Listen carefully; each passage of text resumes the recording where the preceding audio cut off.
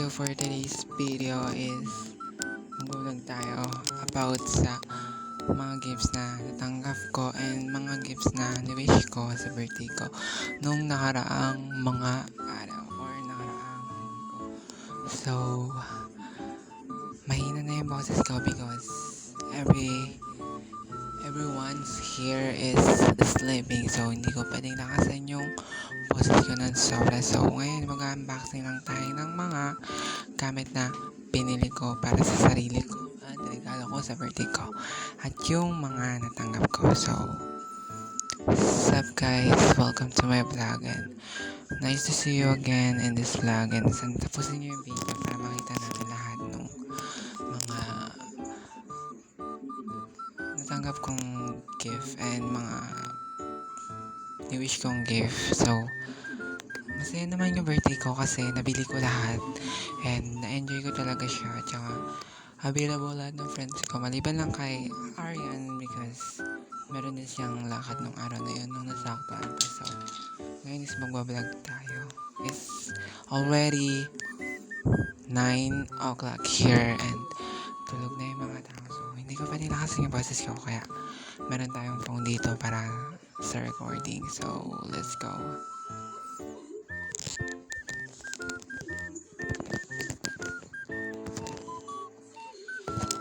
So yung isa sa mga first gift na natanggap ko is unexpected kasi guys, as you don't hindi ko itatanong is one of my cats, or yes, one of my cats, the only male is already fast in 2020, in year of 2023. So namatay siya and hindi ko inakalang na buntis niya pala yung isa kong pusang Siamese din. Ngayon is hindi ko alam na nabuntis pala and ngayon is nanganak na siya. And she have 4 kittens na yes, tatay yung pusa ko na sobrang natulawa naman ako kasi unexpected din. Akala ko wala nang baby na kittens na matatanggap kasi nga wala na kaming lalaking pusa dito and all of them are girls. Kahit yung aso namin girls din. So problema ako sa lahi. So ngayon ipapakita ko sa inyo yung clip kung anong itsura at ano na lang lagay nung mga cats. So nakaraan pa sila araw, ay hindi, nakarang buwan pa sila pinanganak. So ngayon medyo malaki-laki na sila. Bibigyan ko na kayo ng clip kasi nga gabi na and ayoko naman abalahin ngayon. So bibigyan ko kayo ng clip and ipapakita ko. So proceed na tayo sa second gift na natanggap ko this 17th birthday ko. So makikita nyo ngayon yung buhok ko sobrang gulo, huwag kinapansinan kasi nga ang dami kong ginawa ngayong araw na to. And let's go, open it. So itong gift na to is isa sa mga pinapangarap ko dati nung bata pa ako.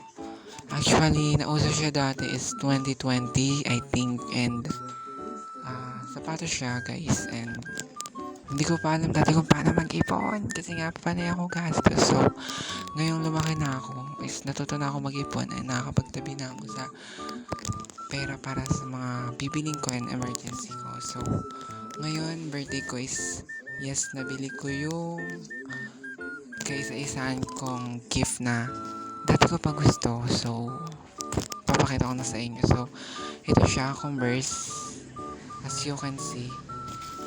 So binili ko siya sa Shopee around 427. Sabihin ko na sa inyo yung ano kasi sa Shopee lang naman siya, and yes, hindi siya original but gaya-gaya niya and ang ganda ng quality kasi para talaga siyang totoo. So ito yung gift na natanggap ko. So ayusin ko yung camera.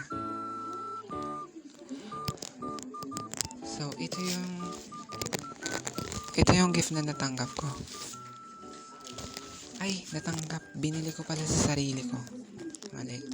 So ito siya guys, as you can see, ano siya, long shoes na binili ko, and around 427, makakabili ka na sa Shopee and ang mura lang. Akala ko nga scam kasi nga first time ko mag-order sa Shopee ng sapatos na nakala ko hindi kasha pero thank you Lord nagkasya siya. So ito yung first second gift na natanggap ko bukod dun sa mga kittens kasi inaano ko talagang gift yung mga kittens na yun mula kay Nado kasi nga sobrang nalungkot ako nung nawala si Nado and siya lang yung nag-isa kong pusang so ngayon is may mga babies and now I have my shoes and pangarap ko to tsaka isa lang kasi yung shoes kong ginagamit and dati ko pa yun and I need a new shoes. So ito yung papakitan ko na kayo ng clip ko ano yung itsura niya and photos here papakita ko yan. So ito nga palang vlog na to is the second part of my birthday kasi nga maiksi lang yung vlog kong yon dahil full storage ako at ang dami kong apps na kailangan i-download para sa school. So proceed tayo sa next. So ito is binili ko ni sa sarili ko. Yes, ako lang po nagregalo sa sarili ko. Huy, ang okay. So nanagaluhan ko rin yung sarili ko na itong gift na to kasi yung nakaraang taon nahilig ako sa mga shades. So ito siya. Y2K shade siya. Color niya is gray and nabili ko lang siya sa Shopee ng murang-mura lang. Hindi ko na sasabihin kasi nahiya ako. Uy, nahiya. Mahiya pala yan. So ito siya guys. So pag sinuot mo siya is ganito. Wait lang.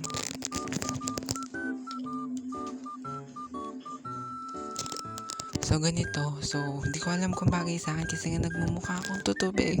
At saka makikita nyo na ginamit ko to, pati yung sapatos ko dun sa vlog kong naunay, which is sa birthday ko.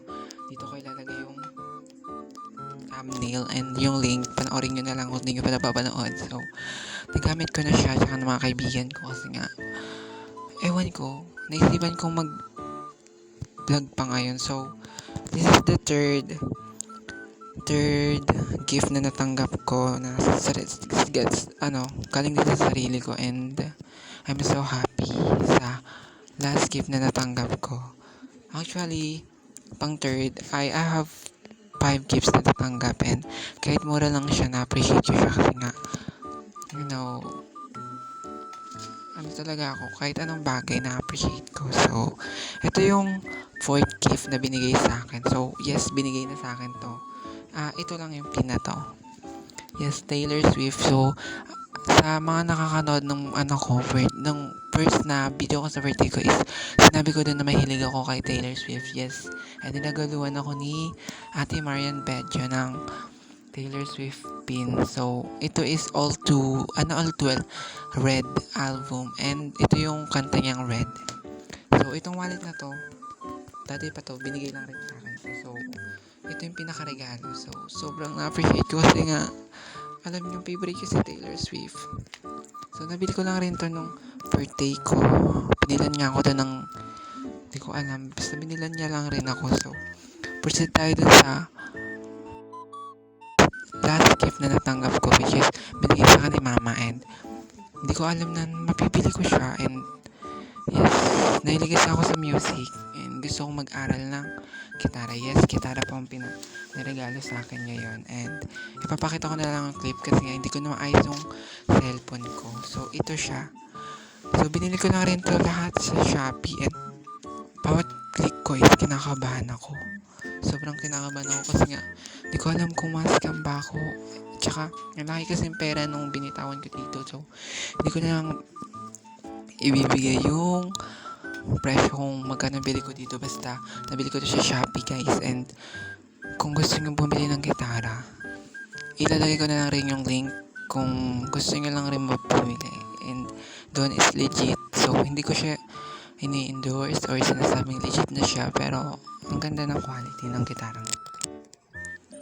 So, ito na nga guys, yung gitarang nabili ko. And, ipapakita ko na lang yung clip. Kasi nga, sobrang hirap mag-video ngayong gabi na. So, ipapakita ko sa inyo. And, yes, ginagamit ko yung phone. Hindi ko siya pwedeng bitawan kasi nga, hindi nyo ako maririnig ang hina ng boses ko. So, ito siya, which is, yung tatak niya is Senda. And, hindi ko siya pinopromote na bumili kayo sa shop nila kasi nga, hindi ko naman alam,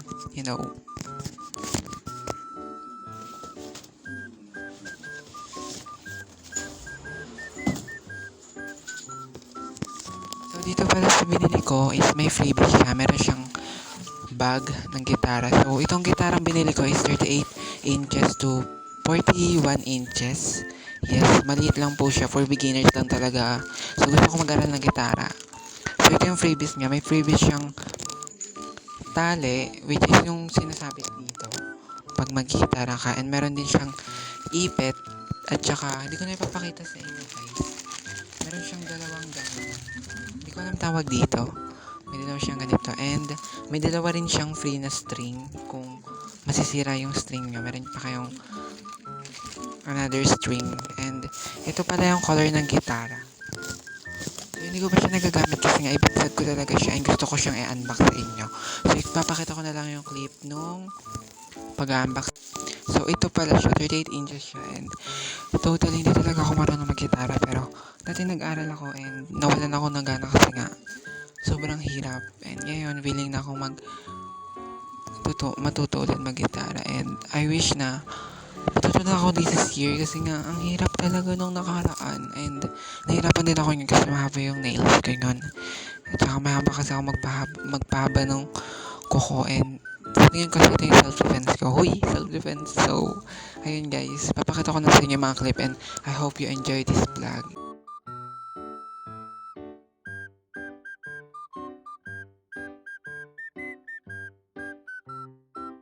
First, dumating sa akin ang mga baby ko.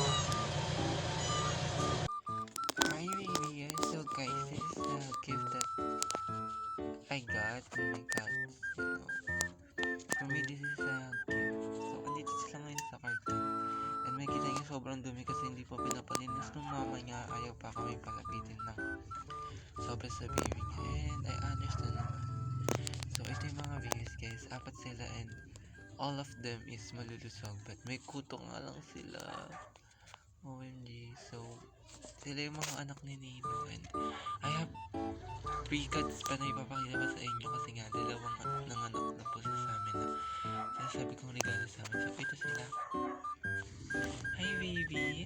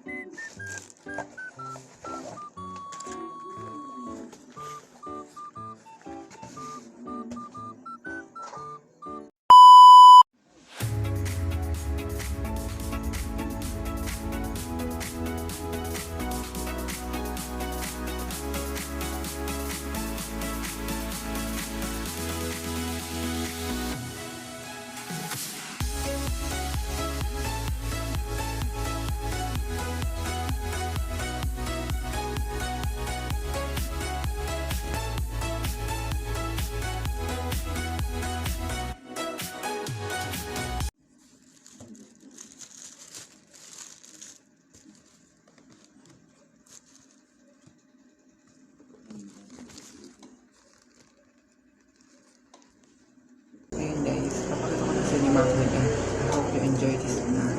And Thank you for watching. Don't forget to like, share, subscribe, and click the notification bell for more updates and for more upcoming videos.